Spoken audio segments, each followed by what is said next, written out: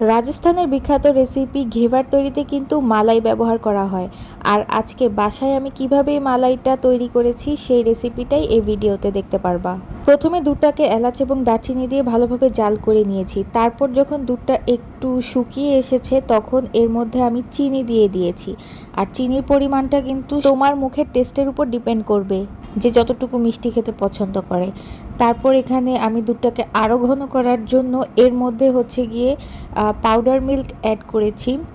আর powder মিল্কের পরিমাণটাও আমি প্রায় ভালোই, এখানে বড় একটা চামচ দিয়ে 2 চামচ অ্যাড করেছি।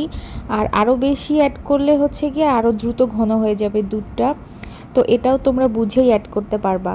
তারপর মালাইটা ঘন হয়ে এলে কিন্তু আমি চুলা বন্ধ করে দিয়েছি আর বেশ খানিকক্ষণ ঠান্ডা করে এরকম একটা এয়ারটাইট বক্সে ঢেলে নিয়েছি। আর এটা এখন কিন্তু আমি ফ্রিজে সংরক্ষণ করে রেখে দিব।